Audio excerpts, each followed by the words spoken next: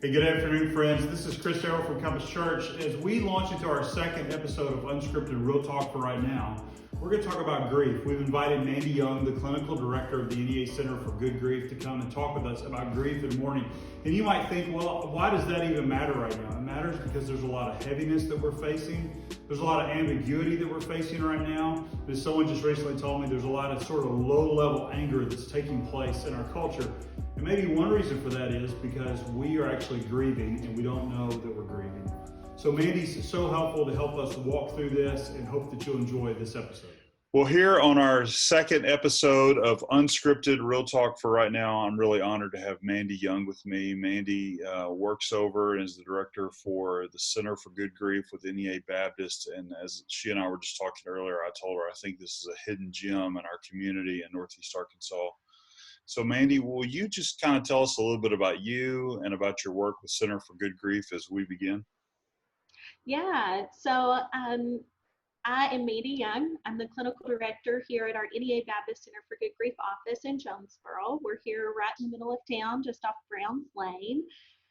We're one of the 6 programs of the NEA Baptist Charitable Foundation. And what that means is financially we are supported through donations and contributions through the NEA Baptist Charitable Foundation. Grief was one of those things identified by our physicians of NEA Baptist Clinic that really wasn't being addressed in our community. And it's been 6-7 years ago now that they started talking about really wanting to bring grief support here and available to anyone who needs it, regardless of their age, regardless of where they live, regardless of where they receive their health care. And through literally lots of prayer and acts of God, this team was formed. And we are an expansion from the Center for Good Grief in Memphis and Carterville. We have 3 locations, but we are deeply ingrained and embedded here in Jonesboro. And so we're very excited that we have this resource now, because before people were driving to Carterville and Memphis to get these types of services. We are grief specific to the loss of a loved one. It doesn't have to be an immediate family member. We see children usually starting around age 4. We see teenagers, we see adults, we see aging adults. And various losses, whether it's a parent or a child or a sibling, a coworker, friend, coach, teacher. We've seen multiple types of losses, and people that have experienced expected loss from illness to very unexpected losses, whether it was motor vehicle accident, fires, house fires, suicide, murders, those types of things. So we've seen a little bit of it all. We are specific to grief in that we companion the bereaved. That is our goal, is to walk with people wherever their journey starts with us. Sometimes that's pretty soon after someone has died, and then other times it's been quite some time, even years. Sure. So that's who we are. I became aware of your work a few years ago, walking with some friends of ours through a difficult season, and I know that the work you do is really good. I know it's just been rich for them and rich for so many people in our community. And I hope that through this conversation today, that more and more people in our region will learn about your work. I just want to reemphasize what you do is great. You said it's for all people. It's there's no cost. That it doesn't matter who your physician is, where you go to see a doctor, you're able to go there. And I think that that's really, really important.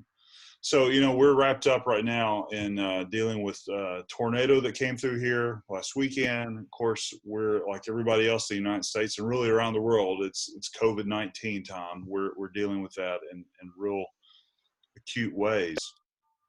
So it might seem odd that at this point that we're talking about grief, but that's really what a lot of us are feeling. Can you help us understand what is grief? I know that's a small word, but it means a lot of different things. It kind of reaches into a lot of different things.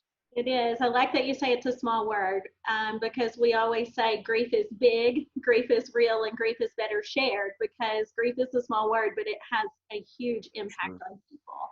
So, one of the first things that we really talk to our clients about is grief is what happens to us on the inside.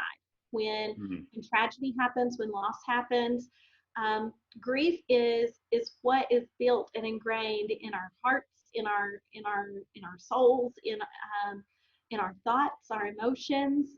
That gut wrenching feeling that you get. It can Grief is an entire body experience. So it's physical, it's emotional, spiritual, psychological, behavioral. All of those things are grief. Mourning, on the other hand, is a word that sometimes people use interchangeably, but it's not the same. So mourning is how we express it. So in times like COVID-19 right now, whether you have had a loss or not a loss, the way we are mourning the loss of our normals is we may be a little on edge. We may be snippy with our spouse. We may be nagging at our kids. Um, it's not that they did anything out of the ordinary to cause those reactions in us. It's just something that's inside of us coming out. It's those reactions we have. So that's kind of how we're mourning. So there's the grief that happens on the inside, and then there's the expression that happens on the outside. And So there's I've heard people say, like when you're a freshman in college, you get the freshman 15, and now people are getting the COVID-19. And yeah, I'm not being silly when I say that. it's Probably true. my intake of peanut butter cups has gone up in the last couple of weeks. But is that a sign of mourning? Those sort of things? Absolutely. So those behaviors of eating too much, or only eating comfort foods, or not eating enough, sleeping too much, napping too much, days and nights getting mixed up, or um, not sleeping enough. Um, there's a lot of reactions that happen in our body. Oh, sorry. Hey, it's all right. Oh, that's okay. That's okay. Okay, so we're going to pick that back up. We had a little slight interruption there. So there's just a lot of things that we're doing right now. You mentioned our eating habits can be different, our sleep habits can be different, our emotions can be different, and all those things are. Is it fair to say that all those things are sort of an external reaction to what's happening internally with us? Absolutely. So right now there's even talks that people question a lot of things. They're questioning who to believe the details from. They're questioning even their faith life and what their Yes. spirituality is. They're questioning God. They're questioning why is this happening. They're questioning are politicians making the right decisions? Are leaders putting the right restrictions and providing us with everything that we need? Our medical staff being protected enough? There's all of those questions. And so when you have all of those worries and anxieties and fears building up in inside of us, we have to figure out how to release them. And if there's those anxieties that are in us, we're going to have physical reactions of muscle tension. We're going to have behavior reactions of spewing from the mouth. There's going to be all sorts of internal things going on that cause an external reaction. Let's on our sheet of questions here that you and I worked out. We're going to jump one because I think what you said is just so important. So there's grieving, there's mourning. What does healthy grief look like? Can you help us understand what healthy grief looks like, and also what unhealthy grief looks like? Absolutely. So, before a loss happens, before tragedy strikes, before changes come, we kind of have to know who you were before that. How did you handle a hiccup in the road? How did you handle life stresses? And was that in a healthy or unhealthy way? Do we overreact? Do we underreact? Are we present in our thoughts and emotions with people? But you know, lifestyle has a lot to do with it. If you prayed before, if you've had a faith in spiritual life before, that plays into effect in what that is today. If you were active before, did you go outside and get some sunshine? Did you go for walks? Did you practice yoga? Did you go to the gym? Did you run? Did you do anything physically that helped contribute to not only your physical health, but your mental health? Did you journal? Were you ever a journaler, writer, something like that? And if that is foreign concepts to you, it's always encouraged to try something new. Deep breathing, relaxation. There's all sorts of things out there that can be helpful, but very healthy. Eating habits is a main one, and also staying on routine, staying and having some sort of a schedule. Do we have to have flexibility in these times being at home? Absolutely. We have to be flexible in what comes and goes. But it doesn't mean that we just let all schedules go to the wayside. Our kids need schedule. They need routine. They need a bedtime. They need to get up and eat breakfast. They need to have that structure as best as we can. Unhealthy ways of coping, the binge eating, the Reese's peanut butter eggs, the hoarding ourselves in our bedrooms and sleeping all day, taking multiple naps, staying up all night, alcohol, drug use. People get anxious and they start smoking, and maybe they've not smoked in years, but they found a hidden pack somewhere in their house. Anything like that. Reaching out to the wrong people for support. Social media is great. Online connections are great. But where it becomes unhealthy is when you start reaching out to the wrong people, whether it's the same sex or opposite sex.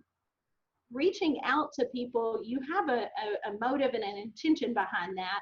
Right. And what is it? It's kind of the root of what the intention is on if it was a healthy source of connection with somebody, somebody you can talk to and trust, or was it for some other reason? You've laid such a good framework here for us for understanding grief and mourning.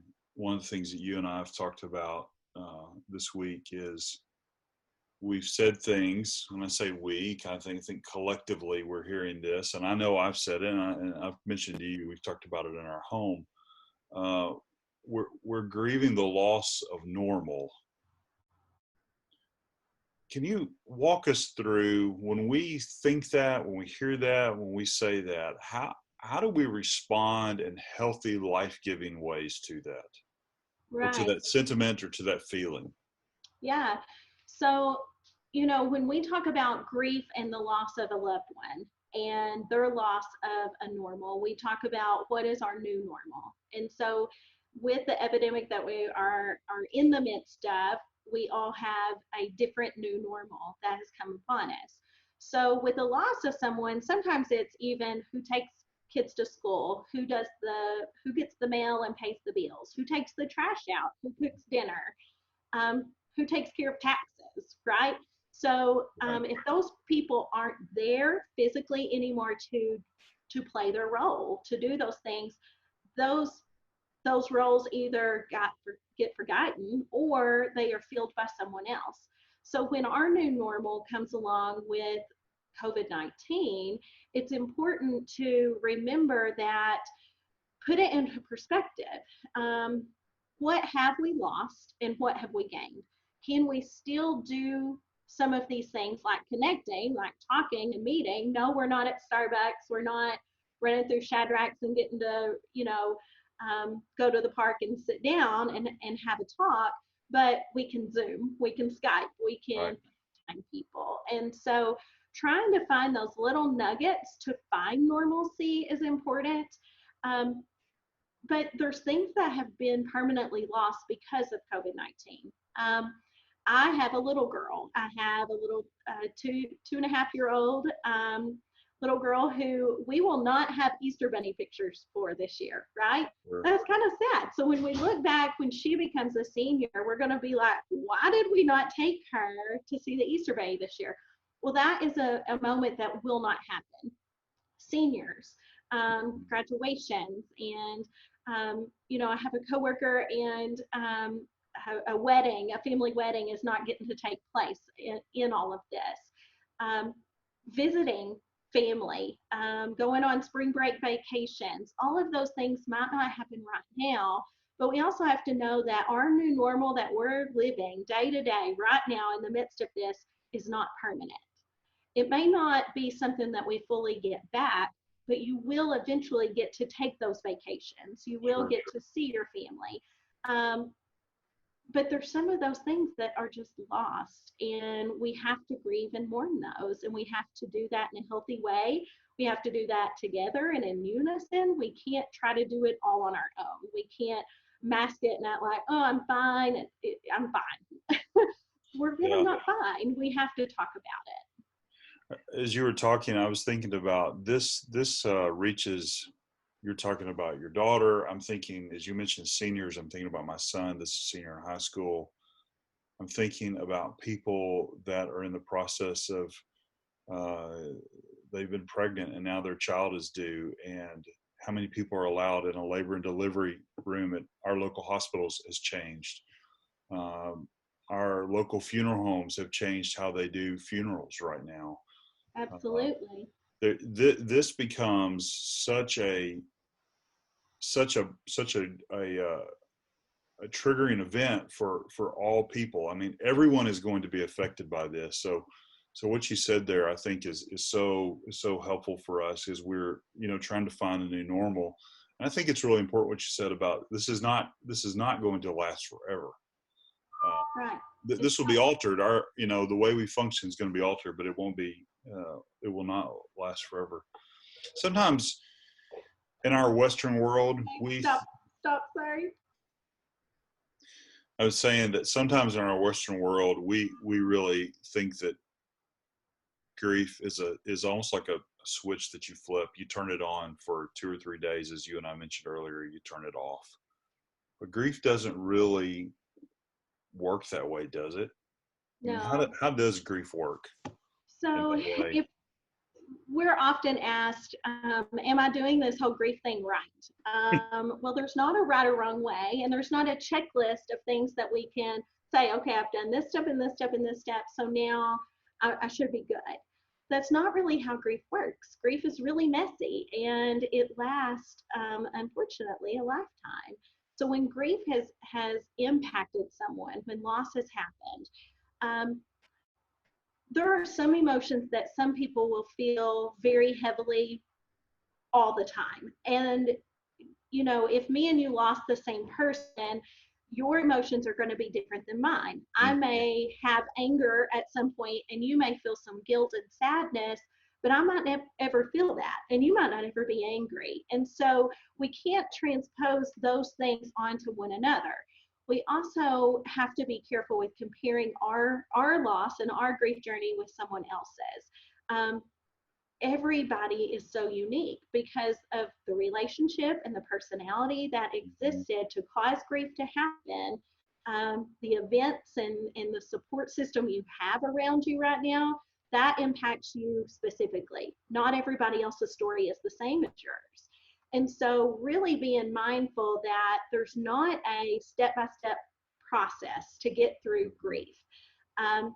Grief comes in waves. So initially, when loss happens, you feel like you're drowning. You feel like you are under a huge tidal wave and you cannot get your footing.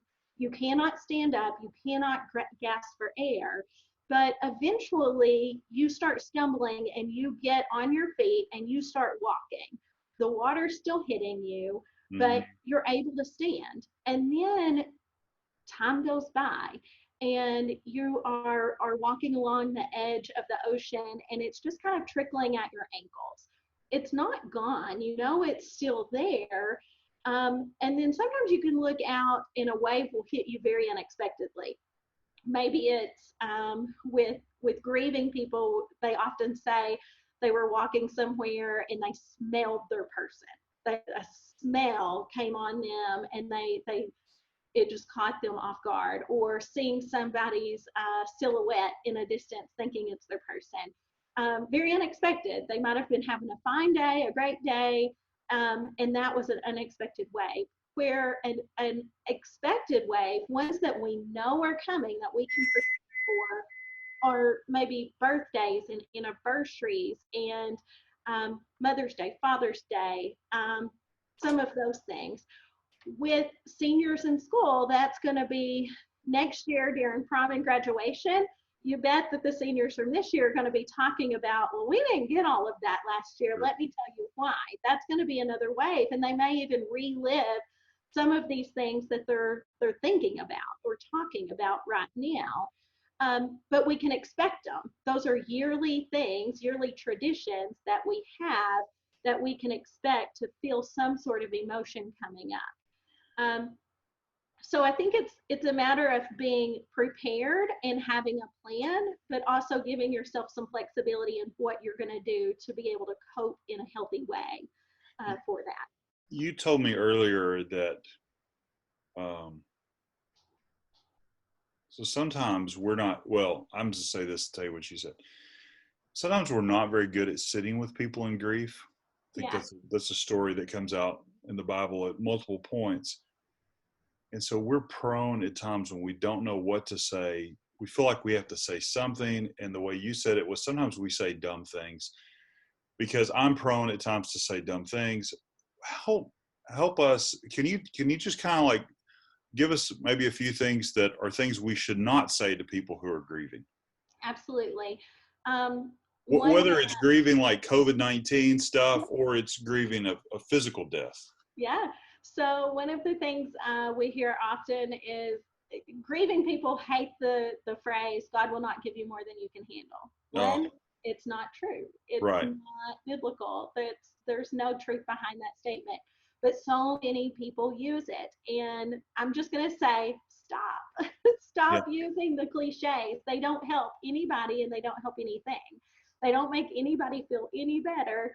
And they probably don't even make you feel better, even if you're the one saying them. So just stop the cliches. Also, just not having a fix for everything. Or,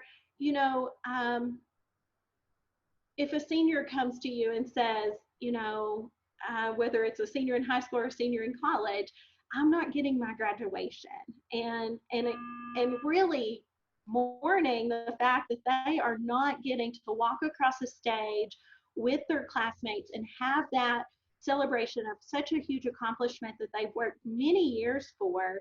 When they don't have that, don't try to counteract that with something that should make them feel different. Whether that is, well, you shouldn't feel that way because of XYZ, and give them plenty of excuses, or trying to minimize it. Tell them, well, it's not that bad. You still get a diploma. They don't want to hear that. They want to just be heard. So sitting in silence and not having an answer is okay. You do not have to have an answer. If they trusted you enough to come and sit and tell you that, you should be honored just to sit and listen to it and not have an answer or response. I know that's all true. Some of us, though, people, not me at all, but some people are wired to want to fix everything. It's just really hard to be quiet. It is. Yeah, it is hard to be quiet. It's hard, but that's such a great reminder. Something you said earlier kind of came back to me while you're saying that. We are all so unique. We're all going to grieve uniquely. We are. And so it's not a one-size-fits-all thing right now for people and how they respond to this. As people are hearing you and I talk, sometimes I think our lives, we kind of have a dashboard that tells us how we're doing, or we are with fuel and we are with oil pressure, and then there are warning lights that come on.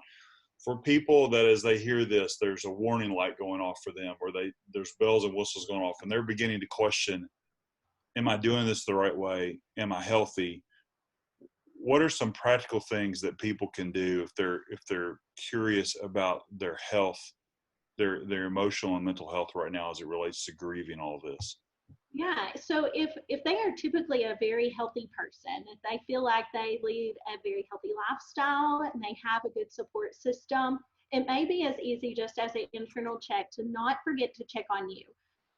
Many women like to check on everybody else. How are you? How's my husband? How's my pastor? How's my kids? How's my coworkers? How's my mom and dad and grandparents? How are you? But we often forget to turn that question back to ourselves and say, how am I doing? and really nurturing what that answer is, and listening to your own self, listening to your body, listening to your mind, and giving your some time, some quiet time, just to process and allow yourself to have the ability to cry or scream in a pillow or whatever that is, just to release some of that stress and anxiety and fear and worry. Talking to a friend, talking to a trusted person that gives sound advice, not someone that's going to fuel more anxieties and worries and stresses into you. We all have those people on Facebook. Don't go to them. They're Right. not going to feed you healthy stuff. You need to find someone that is going to feed you um, words of encouragement and have listening ears that hear you. Um, if it's more than that, if you feel like it is just an out of control thing, reach out for help. There are many church offices, there are mental health providers in our community providing services just like we're doing Zoom today. Ourselves, we are grief specific, but we would be glad to talk to somebody that is grieving the loss of someone, plus going through everything that we've experienced with the tornado and the COVID-19, that reach out. We do not have a commitment that you have to come see us long term. We also have some really good frequently asked questions listed on our website for baptistgriefcenters.org. And sometimes it's just a matter of, do I need grief counseling? Does my kid need grief counseling? And how do I know that?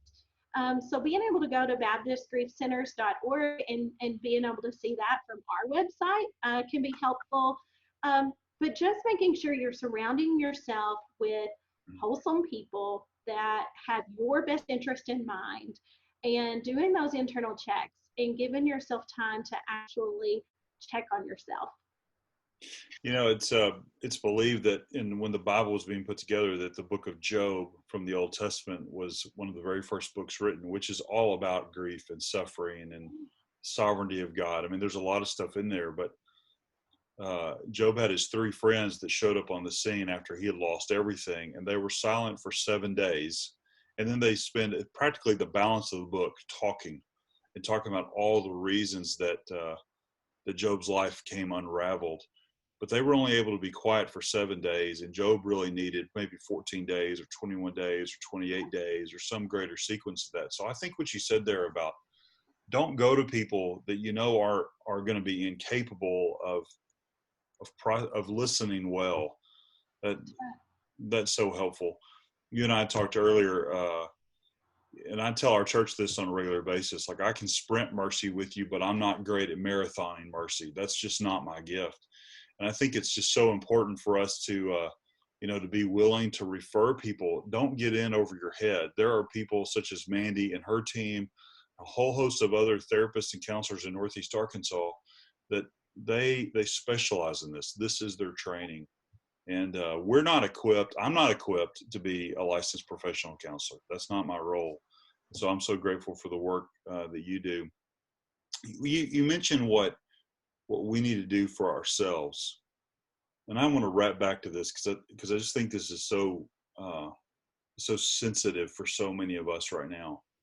When you see other people that are grieving, we talked about their normal's gone, their senior year's changed, wedding plans have changed, birthday plans have changed, trips and traditions have changed. How do we, just one more time, how do we effectively help others who are grieving? You mentioned a lot of things. Maybe you just need to touch on those again, just so that just kind of sinks in for those of us that are a little bit hard-headed. Yeah, I think it's just a matter of being intentional in those conversations. When you hear their stories, when you hear their cries for help of man, this is really bothering me, get creative, but sit and listen. Mm-hmm. I've seen some pretty inspirational video clips and different things that have come through the news and different media outlets of how encouraging we can be to one another. Be a listening ear, be willing to sit with them and pray with them. Don't minimize what they're experiencing or what they're going through. their loss, their grief, their anxieties and worries may not be the same as yours. So you don't have to have a magical fix, something that you can tangibly put together, but you can walk with them. You can sit with them in silence. And then, just really being able to find creative ways. If you have a senior and they are not getting to graduate, put that cap and gown on and march through the living room. If you have birthday parties, I know our boss, our executive director, just did a Zoom birthday party for her mom. You have to get creative. Not everybody's going to be eating the same cupcake out of your cupcake pan, but everybody make cupcakes. Everybody celebrate. Send birthday cards in the mail still. If you can't get to a store to be able to do that, a piece of paper and an ink pen will do. Be creative. It doesn't matter how pretty it is. It's the intent behind it. Sure. That you know that you care. And that just reminds me, this is a great opportunity for us to extend a tremendous amount of grace to each other. Yes. You mentioned you can't get to the store to buy a birthday card, get a pen and a paper and write a birthday note. And I'm not big on writing notes. I'm not very good at that. So that's a really encouraging word. If this conversation has prompted people to say, okay, I need to seek out the help of the NEA Center for Good Grief, what are ways for people to connect with you and your work? How do they do that? Yeah, so we require no referral whatsoever because we do no billing and no insurance. There's no official chain of referral that we have to follow. People just pick up the phone and call us directly. The number here is 936-7719, and they'll call. They'll talk to Miss Rhonda on the phone, and she'll get them on the phone with me. I will be the one to talk to them and get them set up with an appointment. We have 3 therapists here, myself, Miss Anna Page Umhafer, and Katrina Smith.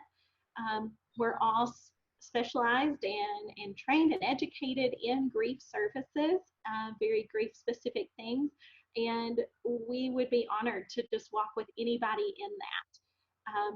You do not owe us anything, no explanation, just call and share your grief story with us, and we would be honored to be able to do that. Oh, that's great. This has been so encouraging because sometimes when these sort of things happen, of course, physical death brings this about at times, but also something like COVID-19 where you can't quite get your arms around it. You kind of feel like you can get in a free fall. Yeah. And you don't know what to hang on to and what to grab. And I think that what you've done here today is you've given us some handles to name what we're feeling, to name what we're thinking, and be able to put words to that, which in turn I think leads us to find a way out of it in a healthy, productive way. So Mandy, thank you for your work. Thank you for what the Center for Good Grief does.